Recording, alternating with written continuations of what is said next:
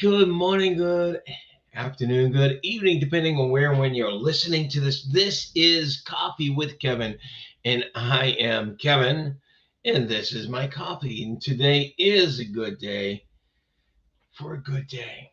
Every day is a good day for a good day when you have some good coffee, especially. It is a wonderful day. It is January 23rd. Oh my God, where is this year going to? It's really moving up on us. Lots of cool things. You know, today in history, for one thing, we've got something down the bottom. I'll talk about that in a moment. But today in history, very very important day in history.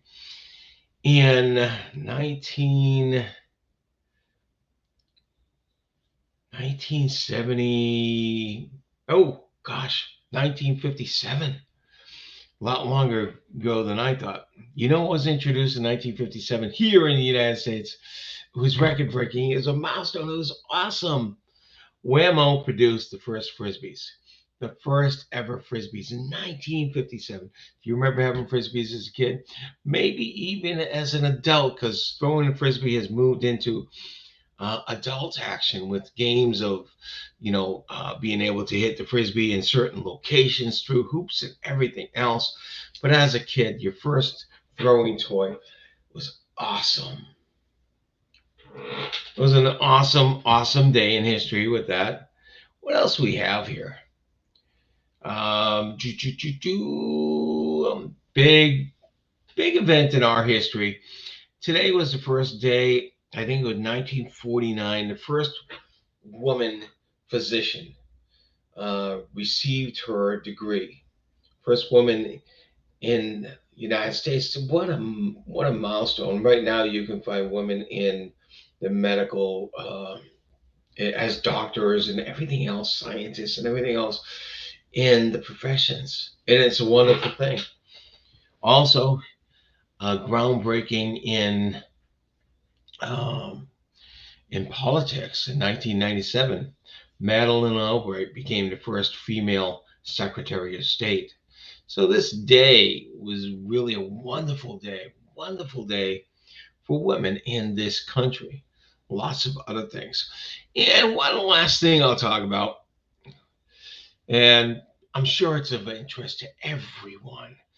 And in 1984, Hulk Hogan defeats the Iron Sheik to win the first WWF title. I know you maybe never heard of the Iron Sheik, and most people have heard of Hulk Hogan, um, WWF wrestler. Anyway, that was much too trivial for most of you. Have a good day. It is a good day. Make it a good day. And today is a good day for a good day. It certainly is. I want to do something a little different. I love quotes. I post quotes all the time in my social media. I have quotes throughout my writings, be it blogs or my books. I love quotes because the right quote can stimulate creativity, can stimulate ideas, it can motivate. So from week to week, we're going to start having quotes here. And today's quote is cannot perform in a manner inconsistent with the way you see yourself. You cannot perform in a manner inconsistent with the way you see yourself.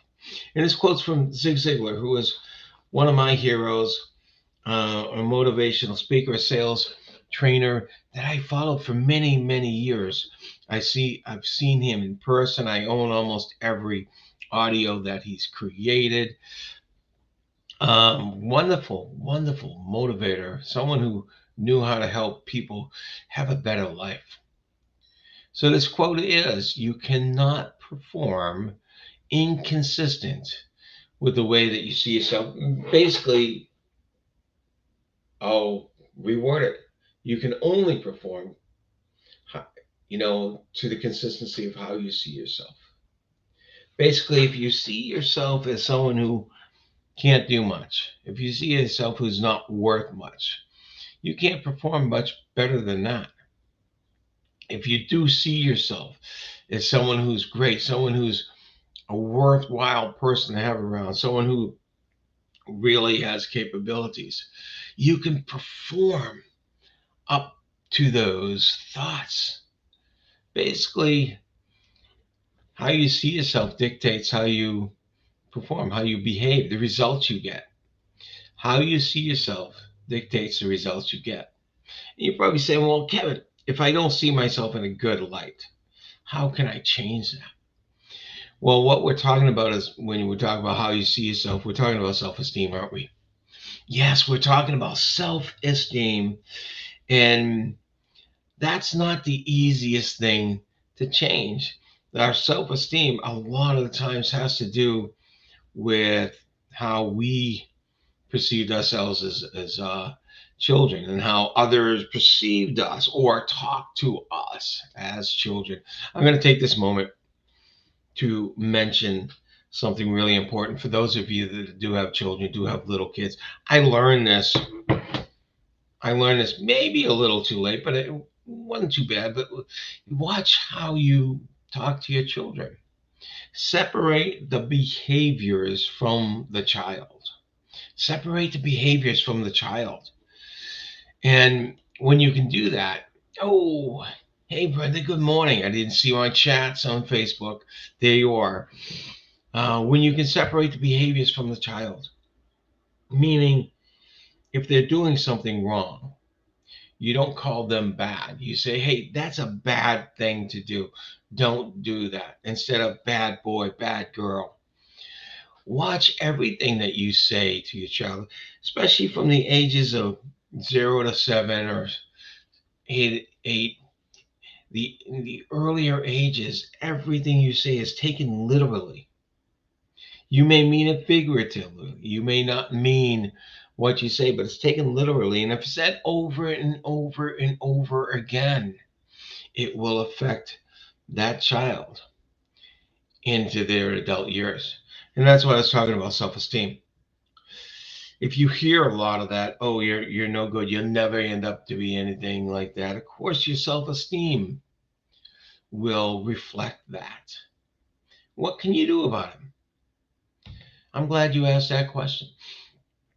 There's lots of things you can do about it, but a best way that you yourself can do about that is start looking at some affirmations. Affirmations. So how you think about yourself, look at how you think about yourself, and if it's not in a good light, just think, what's the opposite of that? What is the opposite of what you're saying? And create those statements, those affirmations, and start saying them to yourself several times a day for a while, for days, weeks, even months.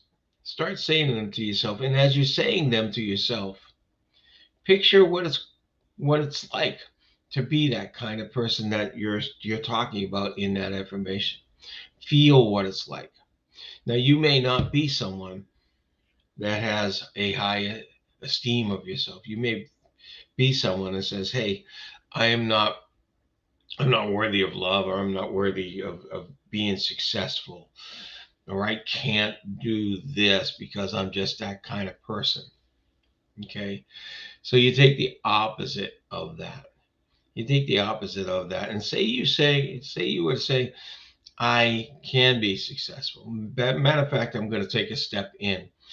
There's a small phrase that's really important. It's important to our psyche. It actually comes from biblical times. As a matter of fact, it comes from several different religions. This phrase is, I am. I am. When you can put something positive at the end of that, for the two-word phrase, I am.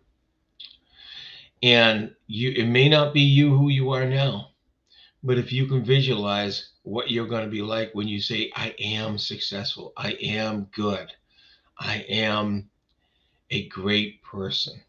When you say that, If you can visualize it, then if you can find out how it's going to feel, how it feels when you are that. You may not be that now, granted, but if you can have the visualization and you can have the feelings, you will move in that direction. You'll start feeling better and better about yourself day after day.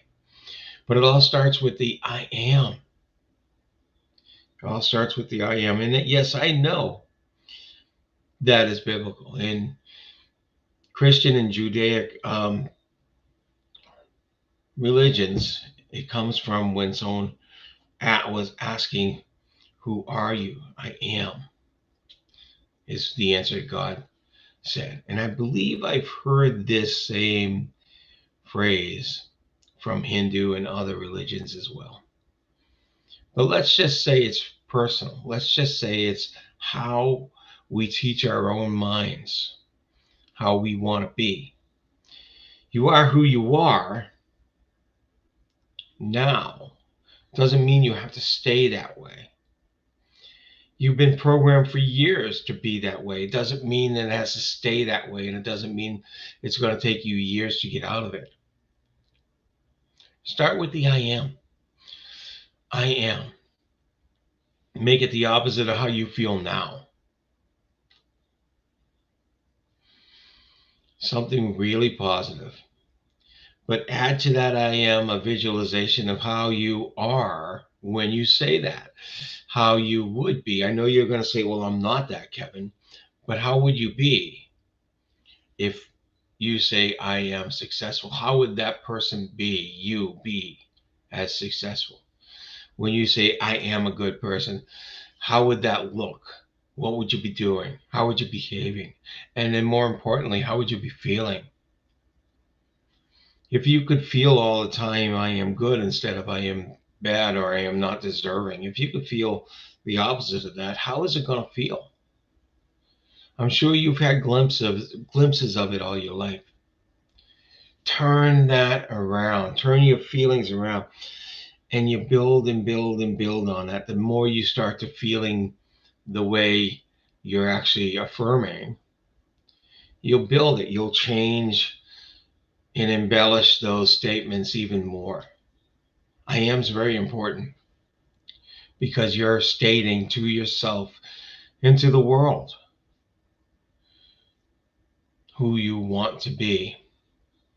And you're stating it as if now because you're using your mind to turn you into that. I know it sounds false. It sounds like, okay, I don't feel good when I'm saying that. You will after a while, by the way. But the whole thing is not to say I can, because the I can's always been there. You're just not been able to yet. I am. This is working for your mind. It's working for your sake. It's the most powerful, some of the most powerful words you can use. Other words that you can use is thank you. That's gratitude, and I love you. That's love. But when you're working on building yourself up, I am is the most powerful thing. All right, this has been Coffee with Kevin, and I'm enjoying my coffee. And today is a great day to have a great day. I am enjoying my coffee. I've enjoyed our little talk, and I've enjoyed the fact that I've been able to use a quote from one of my favorite heroes, one of my favorite motivational speakers. Okay, until next week. If you like this, please share this, comment, and let me know that you're listening. All right. Take care. Bye, all. Have a great day. Nope, nope, nope, nope. Make it a great day. It's your choice, and it's in your power to make it a great day. Make it a great week. Take care.